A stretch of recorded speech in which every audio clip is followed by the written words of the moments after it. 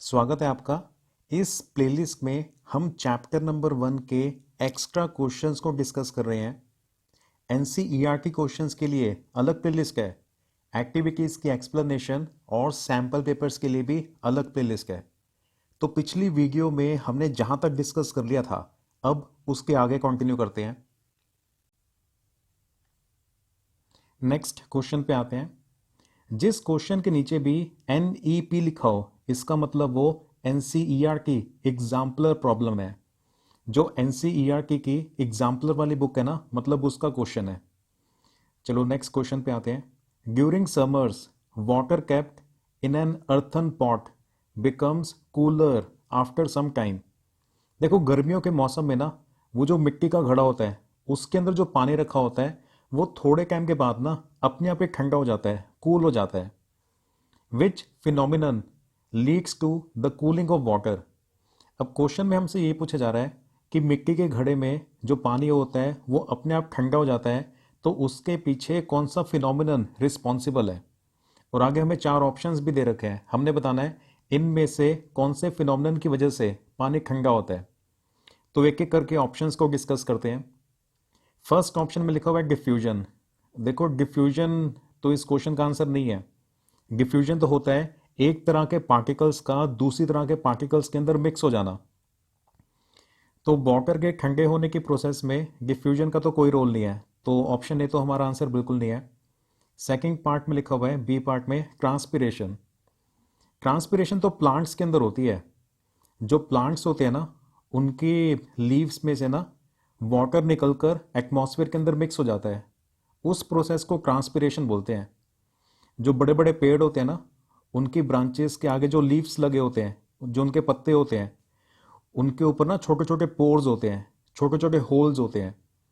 और जब वो उन होल्स को स्टोमेटल पोर्स बोलते हैं, जब वो ओपन होते हैं ना, तो प्लांट की बॉडी में जितना एक्स्ट्रा वाटर होता है वो उन होल्स में से निकलकर, प्लांट की बॉडी में से निकलकर एटमॉस्फेयर में मिक्स हो जाता है।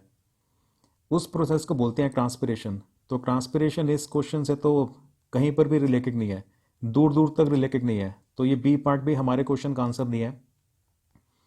सी पार्ट में लिखा हुआ है ऑस्मोसिस। देखो, ऑस्मोसिस भी कंप्लीटली डिफरेंट प्रोसेस होती है।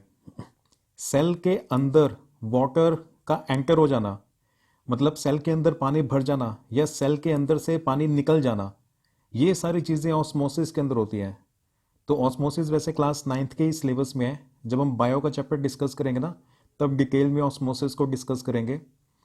तो यहाँ पे इस क्वेश्चन से तो इसका बिल्कुल कोई रिलेशन नहीं है, ऑस्मोसिस का भी। वैसे ऑस्मोसिस के बारे में कोई आपसे पूछे तो आप ये बोलोगे, सेल के अंदर वाटर की मूवमेंट, मतलब movement of water into the cell और आउट ऑफ द सेल, वो ऑस्मोसिस के अंदर ये सारी चीज़ें होती हैं। डी पार्ट में है evaporation. Yes, evaporation is the phenomenon responsible of for cooling of water. जो इवेपोरेशन है ना, इवेपोरेशन की वजह से मिट्टी के घड़े के अंदर जो पानी होता है ना, वो थोड़े टाइम के बाद ऑटोमेटिकली ठंडा हो जाता है। अब इसको डिटेल में डिस्कस करते हैं कि ऐसा क्यों होता है, इवेपोरेशन की वजह से अंदर वाला पानी कैसे ठंडा हो जाता है। वैसे आंसर में पहले तो आप ये लिखोगे, ऑप्शन डी इज करेक्ट। अब इसका रीज़न अगर आपसे पूछा जाए, मतलब जस्टिफाई करने के लिए बोला जाए, तब फिर आप अपना आंसर ऐसे लिखोगे। जस्टिफाई करने के लिए आप रीज़न ये दे सकते हो, मतलब अपने आंसर में ऐसे लिख सकते हो, earthen pot has tiny pores. जो मिट्टी का घड़ा होता है ना, उसके अंदर बहुत ज़्यादा छोटे छोटे पोर्स होते हैं। पोर्स का मतलब होता है होल्स होते हैं। ये वाले होल्स ना बहुत ज़्यादा ही छोटे होते हैं, मतलब इनमें से काफ़ी ज़्यादा पानी बाहर नहीं आ सकता। बहुत ही ज़्यादा स्मॉल क्वांटिटी में पानी इन टाइनी पोर्स में से बाहर आ सकता है। तो earthen pot has tiny pores through which water present inside the pot comes out and spreads on the outer surface। मिट्टी के घड़े के ऊपर ये जो छोटे छोटे होल्स होते हैं, इन होल्स की वजह से थोड़ा सा पानी जो कि घड़े के अंदर होता है ना, वो घड़े में से बाहर आ जाता है और बाहर आके वो घड़े के आउटर सरफेस के ऊपर पूरी तरह से स्प्रेड हो जाता है, फैल जाता है। जो अर्थन पॉट होता है, मिट्टी का घड़ा होता है, उसमें छोटे छोटे होल्स होते हैं। ये वाले होल्स बहुत ज़्यादा छोटे होते हैं, तो इनमें से ज़्यादा पानी बाहर नहीं आ सकता, लेकिन थोड़ा सा पानी इन होल्स में से बाहर आ जाता है और बाहर आके वो घड़े के आउटर सरफेस के ऊपर स्प्रेड हो जाता है, फैल जाता है। व्हेन दिस वाटर इवेपोरेट्स, और जब ये वाला पानी इवेपोरेट होता है ना, तो हमें पता है इवेपोरेशन कॉजेज कूलिंग इफेक्ट, तो उसकी वजह से कूलिंग इफेक्ट आता है। देखो पानी बाहर आके आउटर सरफेस के ऊपर स्प्रेड हो गया है, अब उस पानी ने वहां से इवेपोरेट होना है, और अब हमें पता है कि इवेपोरेशन के लिए ना एनर्जी की रिक्वायरमेंट होती है। तो वो वाला जो वाटर है ना, वो हीट एनर्जी एब्जॉर्ब कर लेगा अर्थन पॉट में से, मिट्टी के घड़े में से वो वाला पानी हीट एनर्जी को एब्जॉर्ब कर लेगा। हीट एनर्जी लेके वो वाला वाटर तो इवेपोरेट हो गया। अब क्योंकि अर्थन पॉट में से हीट एनर्जी निकल गई है, तो इसलिए अर्थन पॉट का टेम्परेचर डिक्रीज हो जाता है, ठंडा हो जाता है वो। Due to loss of heat energy, water kept in the earthen pot becomes cool. क्योंकि अर्थन पॉट में से हीट एनर्जी निकाल ली गई है, तो हीट एनर्जी का लॉस हो गया उसके अंदर से, जिसकी वजह से टेम्परेचर उसका रिड्यूस हो जाता है, और अर्थन पॉट और उसके अंदर का बचा हुआ पानी वो ठंडा हो जाता है, कूल हो जाता है।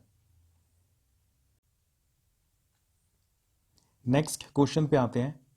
Which of the following represents the correct arrangement of substances arranged in increasing order of force of attraction between their particles.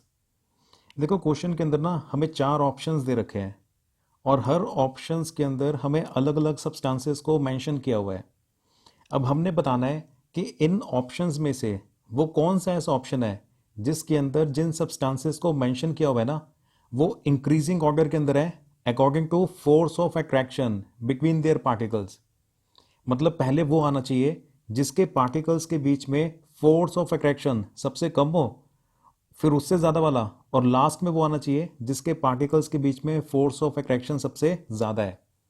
मतलब हमने चेक करना है इन चारों में से वो कौन सा ऑप्शन है जिसके अंदर सब्सटेंसेस को increasing order of force of attraction between their particles के हिसाब से अरेंज किया हुआ है।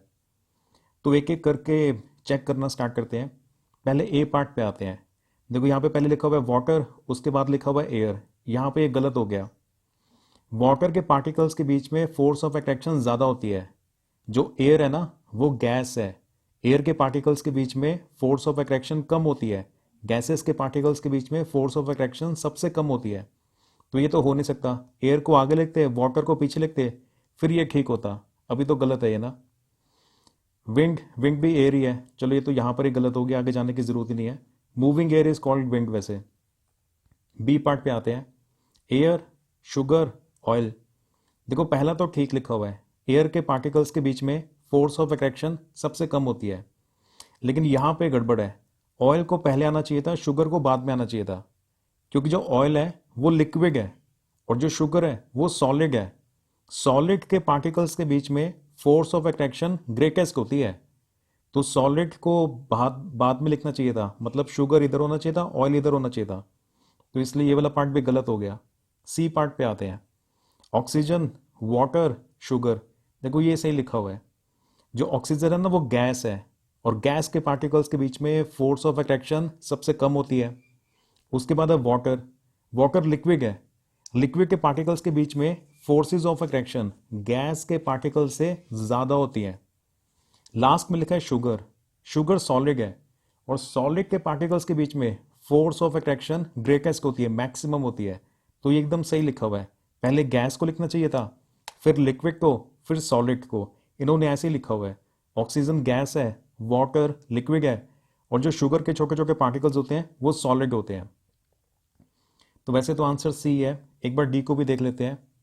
Salt, juice, air. ये गलत है, क्योंकि एयर को इन्होंने लास्ट में लिखा हुआ है, जबकि एयर के पार्टिकल्स के बीच में तो फोर्स ऑफ अट्रैक्शन सबसे कम होती है, एयर को तो सबसे पहले आना चाहिए। तो इसलिए ये वाला पार्ट भी गलत है। तो अपने आंसर के अंदर आप लिखोगे option number C is correct, और अगर रीजन देना हो या जस्टिफिकेशन देना हो तो फिर आप आंसर में ये लिखोगे force of attraction between particles is weakest in gases. Gases के जो पार्टिकल्स होते हैं ना उनके बीच में फोर्स ऑफ अट्रैक्शन सबसे ज्यादा कम होती है, सबसे कमजोर होती है। इंटरमीडिएट इन लिक्विड्स, लिक्विड के जो पार्टिकल्स हैं उनके बीच में फोर्स ऑफ अट्रैक्शन मॉडरेट होती है या इंटरमीडिएट होती है। इसका मतलब गैसेस से ज्यादा होती है और सॉलिड से कम होती है, ठीक ठाक होती है। And strongest in solids. Solids के पार्टिकल्स के बीच में फोर्स ऑफ अट्रैक्शन सबसे ज़्यादा होती है, स्ट्रॉन्गेस्ट होती है। तो सबसे पहले गैसेस को आना था, फिर लिक्विड को, फिर सॉलिड को, क्योंकि ऑप्शन सी के अंदर एग्जैक्टली ऐसे ही लिखा हुआ था, पहले गैस, फिर लिक्विड, फिर सॉलिड, इसलिए option C is correct. Next question पे आते हैं। When converted to Kelvin scale what will be the correct sequence of the temperatures 25 degree Celsius, 38 and 66 degree Celsius. देखो हमें क्वेश्चन में ना टेम्परेचर्स दे रखे हैं और वो डिग्री सेल्सियस में दे रखे हैं, और हमने इन तीनों टेम्परेचर्स को केल्विन में कन्वर्ट करना है। टेम्परेचर को सेल्सियस में भी मेजर किया जा सकता है, टेम्परेचर को केल्विन के अंदर भी मेजर कर सकते हैं, लेकिन जो टेम्परेचर का ऐसा यूनिट है ना वो केल्विन है। तो जितने भी न्यूमेरिकल्स होते हैं ना, फिजिक्स के जितने भी न्यूमेरिकल्स होते हैं वो सारे एसआई यूनिट्स के हिसाब से बने होते हैं। तो किसी भी न्यूमेरिकल में अगर आप टेम्परेचर की वैल्यू पुट करोगे तो आपने केल्विन में कन्वर्ट करके ही पुट करनी होती है, क्योंकि टेम्परेचर का जो एसआई यूनिट है वो केल्विन है। और इस क्वेश्चन में हमें 3 टेम्परेचर की वैल्यूज दे रखी हैं और तीनों की तीनों ही सेल्सियस में है।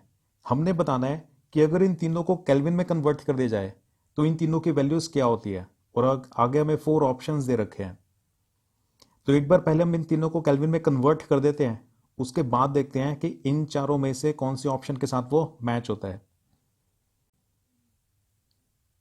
देखो अगर आपने टेम्परेचर को सेल्सियस से केल्विन में कन्वर्ट करना हो या फिर केल्विन से सेल्सियस में कन्वर्ट करना हो, ये सिंपल सा ही फॉर्मूला है। Temperature in kelvin is equal to temperature in Celsius plus 273। अब फर्स्ट पार्ट में ना हमें टेम्परेचर दे रखा था 25, तो सेल्सियस की जगह पे हमने 25 पुट किया, 273 का 273 एज इट इज। अब यही टेम्परेचर केल्विन में कितना होता है हमें क्या पता, तो हमने x मान लिया। अब इन दोनों को ऐड करते हैं, ऐड करने के बाद आता है 298, तो इसका मतलब x की वैल्यू 298 है, मतलब ये टेम्परेचर केल्विन के अंदर 298 डिग्रीज होता है। तो 25 डिग्री सेल्सियस में जिस टेम्परेचर को रिप्रेजेंट किया जाता है एग्जैक्टली वही टेम्परेचर केल्विन स्केल के ऊपर 298 डिग्री से रिप्रेजेंट किया जाता है।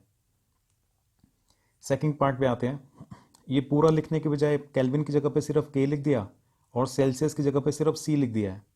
सेकंड पार्ट में टेम्परेचर दे रखा था 38 डिग्री सेल्सियस, तो सी की जगह पे 38 पुट किया, 273 का 273 एज इट इज, दोनों को ऐड करके 311 आ रहा है। तो इसका मतलब 38 डिग्री सेल्सियस 311 डिग्री केल्विन के इक्वल होता है। ये दोनों ही सेम टेम्परेचर को रिप्रेजेंट करते हैं, बस इनका ना जो स्केल ऑफ मेजरमेंट है वो अलग है। सेम इसी तरीके से हमने 66 डिग्री सेल्सियस को भी केल्विन में कन्वर्ट कर दिया, 273 उसके अंदर ऐड किया, सिंप्लीफाई करके ये 339 आ जाता है। तो ऑप्शन ए के अंदर ना एग्जैक्टली यही टेम्परेचर दे रखे थे, 298, 311 और 339, तो इसलिए option A is the correct answer. Next question पे आते हैं। Choose the correct statement for the changes of state of matter. ये ना हमें ऑप्शंस के अंदर काफ़ी सारी स्टेटमेंट्स दे रखी हैं और हमने पता लगाना है कि इनमें से कौन सी स्टेटमेंट करेक्ट है। और मैटर एक स्टेट से दूसरे स्टेट के अंदर ना चेंज हो रहा है, जो स्टेट चेंज होती है ना उससे रिलेटेड हमें स्टेटमेंट्स दे रखे हैं यहाँ पे। स्टेट चेंज होने का मतलब सॉलिड से लिक्विड में कन्वर्ट होना, लिक्विड से गैस में कन्वर्ट होना, इस तरह से एक स्टेट ऑफ मैटर का दूसरी स्टेट ऑफ मैटर में कन्वर्ट होने की प्रोसेस से रिलेटेड कुछ हमें स्टेटमेंट्स दे रखे हैं और हमने पता लगाना है कि इन स्टेटमेंट्स में से कौन सी स्टेटमेंट करेक्ट है। तो एक एक करके एनालाइज करना स्टार्ट करते हैं। सबसे पहले फर्स्ट स्टेटमेंट पे आते हैं। Conversion of a solid into vapours without passing through the liquid state is called vaporization. वो कह रहे हैं सॉलिड डायरेक्टली वेपर्स में कन्वर्ट हो जाए, मतलब डायरेक्टली गैस में कन्वर्ट हो जाए without passing through the liquid state. मतलब वैसे तो ये होता है ना कि सॉलिड को अगर आप हीट सप्लाई करो तो पहले वो लिक्विड में कन्वर्ट होता है, लिक्विड को और ज़्यादा हीट सप्लाई करो तो जाके वो वेपर्स में मतलब गैस में कन्वर्ट होता है। लेकिन यहाँ पे सॉलिड लिक्विड के अंदर नहीं आता, सॉलिड डायरेक्टली ही वेपर्स में कन्वर्ट हो जाता है और कह रहे हैं कि इस प्रोसेस को वेपराइजेशन कहते हैं, जो कि बिल्कुल गलत है। सॉलिड अगर डायरेक्टली वेपर्स में कन्वर्ट हो रहा है, डायरेक्टली गैस में कन्वर्ट हो रहा है, तो उस प्रोसेस को वेपराइजेशन थोड़ी बोलते हैं, उस प्रोसेस को तो सब्लिमेशन कहते हैं।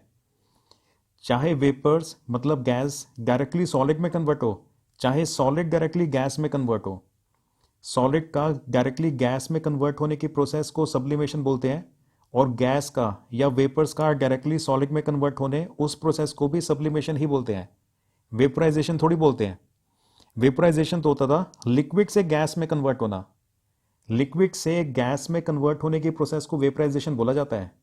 तो ये वाली स्टेटमेंट गलत है। यहां पे उन्होंने बोल दिया कि सॉलिड से गैस में कन्वर्ट होने को वेपराइजेशन बोलते हैं, तो ये तो रॉन्ग है। सेकंड स्टेटमेंट पे आते हैं, conversion of vapours into solid without passing through liquid state is called sublimation. ये बिल्कुल सही लिखा हुआ है। चाहे सॉलिड गैस में कन्वर्ट हो, चाहे गैस सॉलिड में कन्वर्ट हो, गैस बोलो वेपर्स बोलो एक ही बात है, मतलब इस स्टेटमेंट में चल जाएगा। वैसे दोनों में डिफरेंस होता है, गैस और वेपर में क्या डिफरेंस होता है वो आगे किसी क्वेश्चन के अंदर हम डिटेल में डिस्कस कर लेंगे। वेपर्स सॉलिड में कन्वर्ट हो रहे हैं उसे भी सब्लिमेशन बोलेंगे, सॉलिड वेपर्स में कन्वर्ट हो रहा है उसे भी सब्लिमेशन ही बोलते हैं। तो ये ऑप्शन बी इज करेक्ट। ये वाली स्टेटमेंट में कोई एरर नहीं है, पूरी तरह से ठीक है ये। सी पार्ट पे आते हैं, conversion of vapours into solid without passing through the liquid state is called freezing. ये वाली स्टेटमेंट भी फिर से पूरी तरह से गलत है। ये कह रहे हैं वेपर्स अगर सॉलिड में कन्वर्ट होते हैं तो उसे फ्रीजिंग बोला जाता है, जो कि गलत है। वेपर्स अगर डायरेक्टली सॉलिड में कन्वर्ट हो रहे हैं तो उसे फ्रीजिंग नहीं, उसे तो सब्लिमेशन बोलते हैं। और फ्रीजिंग का तो मतलब होता था लिक्विड से सॉलिड में कन्वर्ट होना, उसे फ्रीज करना बोला जाता है। अब वाटर को फ्रिज में रख के रेफ्रिजरेटर में रख के उसे आइस में कन्वर्ट कर देते हो, वो फ्रीजिंग है। लिक्विड से सॉलिड में कन्वर्ट होने की प्रोसेस को फ्रीजिंग बोलते हैं। वेपर्स डायरेक्टली अगर सॉलिड में कन्वर्ट हो रहे हैं या सॉलिड डायरेक्टली वेपर्स में कन्वर्ट हो रहा है, उसे फ्रीजिंग नहीं, उसे तो सब्लिमेशन बोलते हैं। तो सी पार्ट रॉन्ग है। डी पार्ट पे आते हैं, conversion of solid into liquid is called sublimation. ये भी गलत है। सब्लिमेशन तो सॉलिड से लिक्विड में थोड़ी जाता है, सॉलिड से वो डायरेक्टली गैस में कन्वर्ट होता है। तो जो चार स्टेटमेंट्स हमें दे रखे हैं ना, उनमें से सिर्फ ऑप्शन बी में जो स्टेटमेंट दे रखी थी वो करेक्ट है, बाकी सारी स्टेटमेंट्स रॉन्ग है। इस वाले क्वेश्चन का अगर आपसे रीजन पूछा जाए, आंसर का मतलब रीजन पूछा जाए या आंसर को जस्टिफाई करने के लिए बोला जाए, तो फिर आप ऐसे लिख के आओगे, conversion of solid into vapours without passing through the liquid state is called sublimation. ये सब्लिमेशन की करेक्ट डेफिनेशन है। सॉलिड कन्वर्ट हो जाता है सीधा ही वेपर्स में without passing through liquid state, liquid state में से पास नहीं होता, सीधा जंप लगा देता है सॉलिड से डायरेक्टली वेपर्स में। इस प्रोसेस को बोलते हैं सब्लिमेशन। आमतौर पे ऐसा होता है कि सॉलिड को आप हीट सप्लाई करो ना, तो वो पहले लिक्विड में कन्वर्ट होता है, फिर और हीट सप्लाई करो तब जाके वो वेपर्स में मतलब गैसियस स्टेट में कन्वर्ट होता है। लेकिन सॉलिड अगर लिक्विड में कन्वर्ट ना हो, सॉलिड से डायरेक्टली ही वेपर्स में कन्वर्ट हो जाए, तो उसी प्रोसेस को सब्लिमेशन बोलते हैं। अब क्वेश्चन के अंदर सेकंड बात हो रही थी वेपराइजेशन की, तो हम एग्जैक्टली बता देते हैं कि वेपराइजेशन भी क्या होता है। Vaporization is conversion from liquid state to gas state. Liquid से गैस में कन्वर्ट होने की प्रोसेस को वेपराइजेशन बोलते हैं। फिर क्वेश्चन में बात हो रही थी फ्रीजिंग की, तो फ्रीजिंग भी आप क्लियरली बता दोगे कि एक्चुअल में फ्रीजिंग क्या होता है।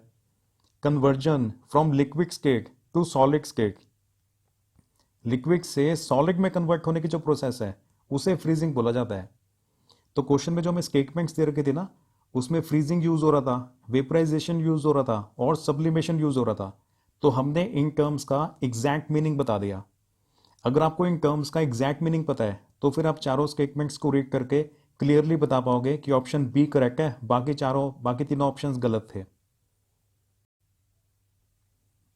नेक्स्ट क्वेश्चन पे आते हैं, boiling points of diethyl ether, acetone and n butyl alcohol are 35, 56 and 118 degree Celsius respectively.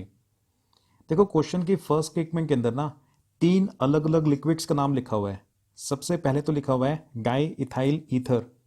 अब ये वाला नाम आपने पहली बार सुना होगा। आपने याद रखना है, ईथर जहाँ पे भी लगा हो ना, जो खुशबूदार लिक्विड्स होते हैं ना, उन्हें ईथर बोला जाता है। मतलब सारे के सारे खुशबूदार जिनमें से अच्छी खुशबू आती हो उन्हें ईथर नहीं बोला जाता। ईथर्स में से जनरली अच्छी खुशबू आती है, ईथर्स स्वीट स्मेलिंग होते हैं।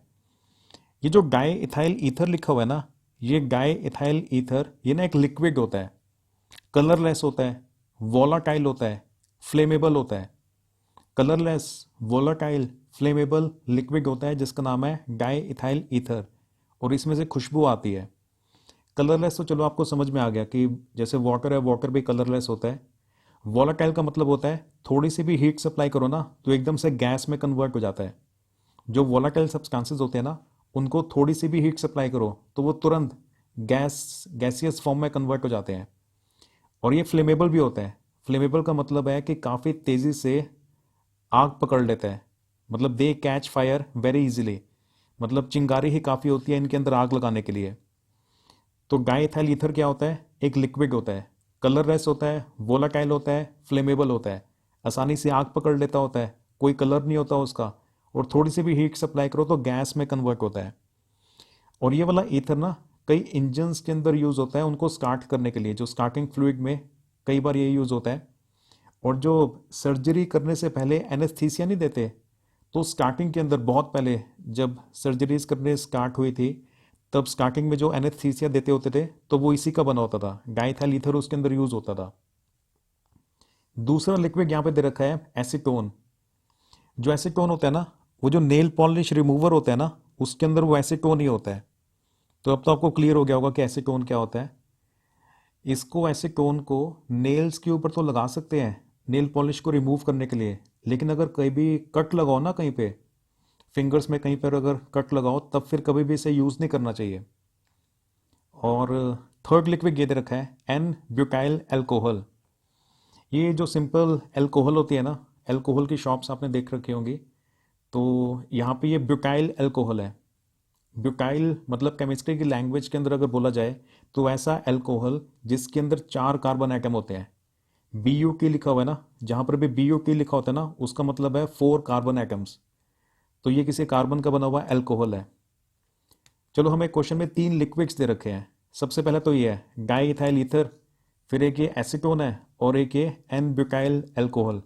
इसे ब्यूटेनॉल भी कह देते हैं, एल्कोहल है ये सिंपल, जो आपने शॉप्स में देखा होगा। तो इनके बॉइलिंग पॉइंट हमें दे रखे हैं 35, 56 और 118 रिस्पेक्टिवली। जब ये लिखा होता है ना रिस्पेक्टिवली, तो इसका मतलब ये होता है कि जो सबसे पहले लिखा हुआ है फर्स्ट वाला उसको रिप्रेजेंट कर रहा है, मतलब डाईइथाइल ईथर का बॉइलिंग पॉइंट ये है। सेकंड नंबर पे एसीटोन को मेंशन किया हुआ है, तो सेकंड नंबर ये एसीटोन के बॉइलिंग पॉइंट को रिप्रेजेंट कर रहा है। और लास्ट में 118 लिखा हुआ है, तो ये अल्कोहल का बॉइलिंग पॉइंट 118 है। Which of the following set correctly represents the boiling point on the kelvin scale? Simple सा ही क्वेश्चन है। ये हमें 3 टेम्परेचर्स दे रखे हैं, और ये तीनों टेम्परेचर्स ना डिग्री सेल्सियस में है। हमने सिर्फ इन तीनों टेम्परेचर्स को ना केल्विन के अंदर कन्वर्ट करना है, फिर बताना है कि इनमें से कौन सा ऑप्शन सही है। तो चलो कन्वर्ट कर देते हैं। सब में 273 ऐड कर दो, आसानी से केल्विन में कन्वर्ट हो जाएंगे। टेम्परेचर को जब भी आपने केल्विन से सेल्सियस में कन्वर्ट करना हो या फिर सेल्सियस से केल्विन में कन्वर्ट करना हो, फॉर्मूला सेम ही है। Temperature in kelvin is equal to temperature in Celsius plus 273। चलो कन्वर्ट करते हैं। हमें दे रखा था 35 डिग्री सेल्सियस, सेल्सियस की वैल्यू दे रखी है, उसमें हम 273 ऐड करेंगे, केल्विन आ जाएगा। तो ये ना शॉर्ट फॉर्म में कर दिया है। 35 में डायरेक्टली 273 ऐड किया, इनको ऐड करके 308 आता है, मतलब 35 degree Celsius is equal to 308 degree kelvin. 56 degree Celsius, ये 56 में भी 273 ऐड कर दिया, ऐड करने के बाद 329 आता है। तो 56 डिग्री सेल्सियस और 329 डिग्री केल्विन सेम ही टेम्परेचर को रिप्रेजेंट करते हैं। आखिरी टेम्परेचर था 118 डिग्री सेल्सियस, तो इसमें भी 273 ऐड किया, ऐड करने के बाद 391 आता है। तो 118 डिग्री सेल्सियस 391 डिग्री केल्विन के इक्वल होता है। तो ये तीनों वैल्यूज हमें ऑप्शन सी के अंदर दे रखी थी, तो इसका मतलब option C is the correct answer.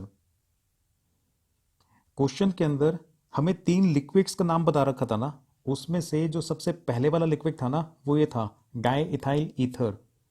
तो ये वाला जो लिक्विड है ये तो कलरलेस होता है, जैसे वाटर कलरलेस होता है ना, वैसे ये डाईइथाइल ईथर भी कलरलेस होता है, वोलाटाइल होता है ये।